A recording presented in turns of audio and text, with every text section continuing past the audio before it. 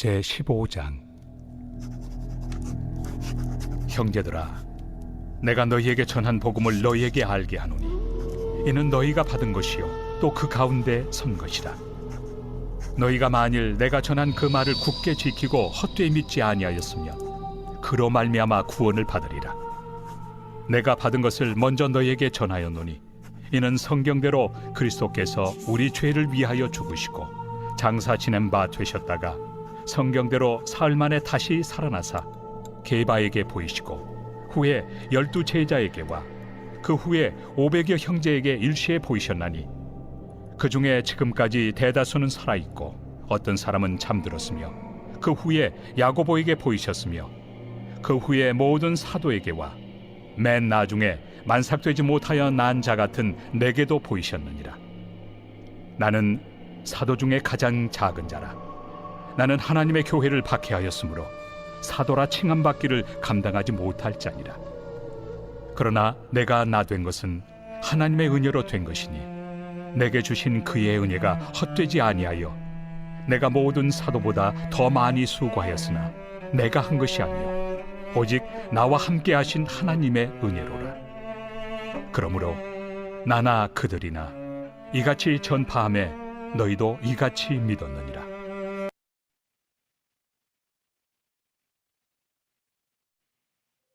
오늘 본문 말씀에서는 사도 바울은 복음에 대해서 말씀해주고 있습니다.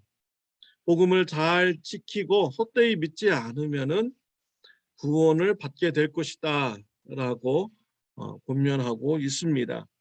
2절 말씀에 보면 너희가 만일 내가 전한 그 말을 굳게 지키고 헛되이 믿지 아니하였으면 그로 말미암아 구원을 받으리라 라고 했습니다. 사도 바울이 고린도 교회에 전한 기쁜 소식은 무엇입니까? 예수님에 관한 소식입니다. 예수님을 굳게 믿고 있으면 구원받게 된다라는 이런 말씀이죠.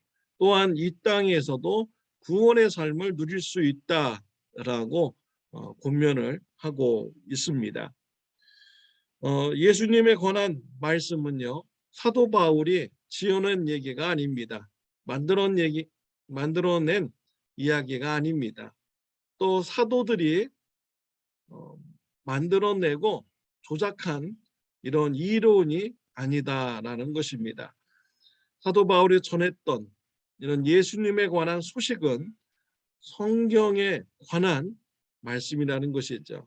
성경대로 예수님이 죽으셨고 성경대로 예수님께서 부활하신 것을 고린도 교인들에게 전하였다라고 말씀하고 있습니다. 3절 4절에 보면 내가 받은 것을 먼저 너에게 전하였노니 이는 성경대로 그리스도께서 우리의 죄를 위하여 죽으시고 장사 지낸 바 되었다가 성경대로 사흘 만에 다시 살아나사라고 하였습니다.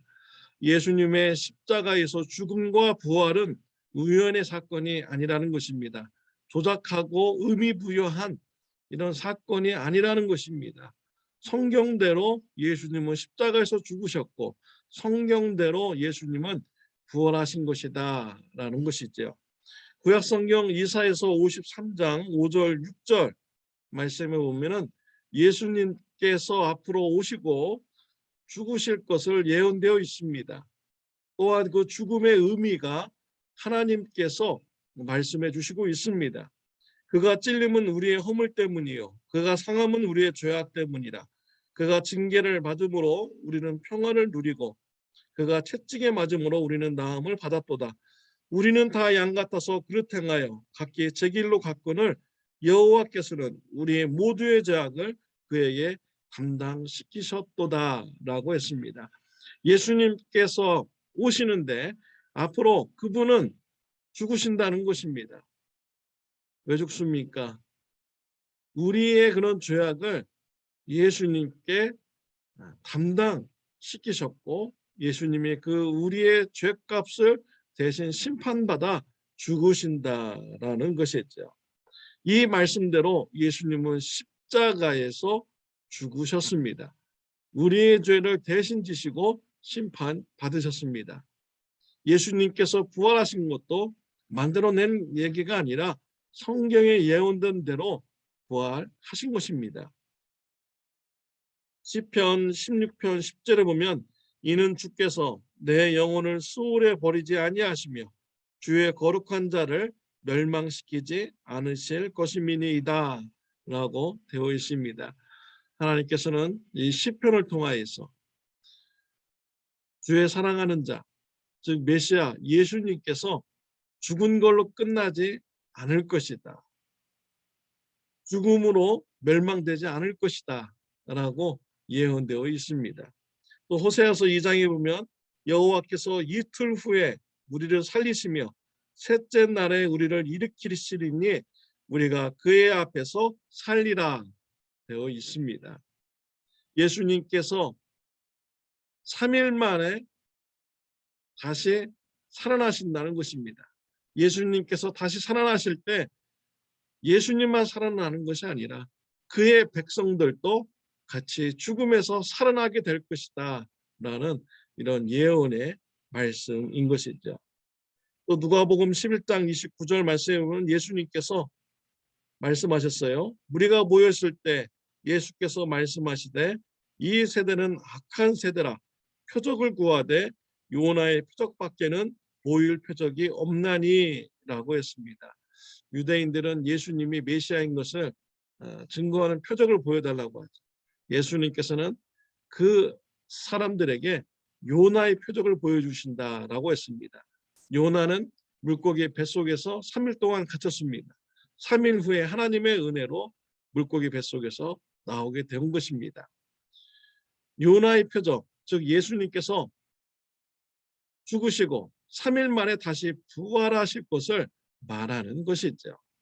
또 예수님은 사역하실 때 제자들에게 앞으로 십자가에서 고난받고 죽으신 후에 3일 만에 부활할 것을 제자들에게 3번 가르쳐 주셨습니다. 성경에 예언도 있었고요. 또 예수님께서 제자들에게 미리 가르쳐 주셨습니다. 이 성경 말씀대로 예수님은 다시 부활하신 것입니다. 다시 살아나신 것입니다. 사도 바울이 전하는 이 예수님의 십자가와 부활은 성경 말씀대로 이루어진 사실을 전한 것입니다. 바울은 이러한 예수님을 믿는 자는 구원받는다. 또한 이 땅에서도 구원의 삶을 누린다라고 하였습니다. 사랑하는 성도 여러분, 예수님의 소식을 들었습니까? 예수님의 소식을 믿습니까? 굳게 믿음 안에 거하시기를 바랍니다. 예수님을 믿는 자는 천국에 들어갑니다. 구원받습니다. 또한 이 땅에서도 구원의 삶을 누리는 축복이 임하게 됩니다. 믿음 안에 굳게 거하는 저와 여러분들이 되시기를 바랍니다. 사도 바울은 부활하신 예수님을 만난 증인들에 대해서 언급하여 주고 있습니다. 베드로와 예수님의 12제자들, 그리고 500여 형제들, 또 야고보와 사도 바울도 부활하신 예수님을 만났다라고 증언하고 있습니다. 사도 바울은 부활하신 예수님을 만난 것에 대해서 하나님의 은혜였다라고 고백하고 있습니다. 사도 바울은 예수님 믿는 자를 핍박하는 자였습니다. 그런데도 예수님을 만났어요. 자격이 없는 자였습니다. 전적으로 하나님의 은혜 때문에 사도 바울이 부활하신 예수님을 만나게 된 것이죠. 바울은 하나님도 받은 이러한 은혜가 헛되이 되지 않기 위해서 그의 삶 속에서 더욱더 열심히 사도직을 충성되이 감당하였습니다. 예수님의 복음을 열심히 전하였던 것이죠. 사랑하는 성도 여러분, 어떻게 예수님의 소식을 듣고 믿게 되었습니까? 하나님의 은혜로 믿게 되었습니까? 하나님의 은혜에 대해서 여러분들은 어떻게 반응하고 계십니까? 내 삶에 바빠서 하나님의 은혜를 기억하지 않고 또 복음을 전하지 않는다면 하나님의 은혜를 헛되이 만드는 것이죠. 먹고 마시고 시집가고 장가가는 일에만 전념한다면 하나님의 은혜를 헛되이 하는 것입니다. 하나님의 은혜가 헛되이 되지 않기 위해서는 사도 바울과 같이 나의 삶 속에서 만나는 불신자 가족들, 불신자 이웃들에게 예수님의 복음을 전하는 것입니다. 사랑하는 성도 여러분, 하나님께서 베풀어 주신 은혜를 기억하시기를 바랍니다. 하나님의 은혜를 헛되이 흘러보내지 않으시기를 바랍니다. 하나님의 은혜를 감사한다면 시간이 어떤지 못 어떤지 때가 되든지 안 되든지 예수님의 복음을 열심히 전하는 저와 여러분들이 다 되시기를 바랍니다. 기도드리겠습니다. 하나님 아버지 감사합니다. 죄로 말미암아 구원받을 수밖에 없는 사람이었습니다. 하나님 앞에 구원받을 만한 자격이 없는 자였습니다. 그럼에도 하나님의 은혜로 예수님을 알게 되고 믿고 구원받게 해주시니 감사합니다. 하나님의 은혜에 감사해서 예수님의 복음을 전하는 자가 되게 하여 주옵소서. 하나님 또 받은 은혜를 헛되이 하게 하는 자가 되지 않도록 은혜 베풀어 주옵소서. 예수님의 이름으로 기도드렸습니다. 아멘. 오늘은 토요일입니다. 내일 주일 예배를 위해서 기도해 주시길 바랍니다. 내일은 특별히 리버사이드 레저널 파악에서 야외 예배를 드리게 됩니다.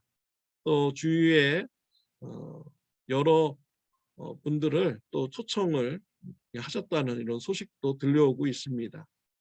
하나님께 영광 돌리는 야외 예배가 될 수 있도록 또 모든 분들이 은혜를 받는 야외 예배가 되고 즐거운 시간이 될 수 있도록 여러분 기도해 주시기를 바랍니다. 좋은 하루 되시기를 바랍니다.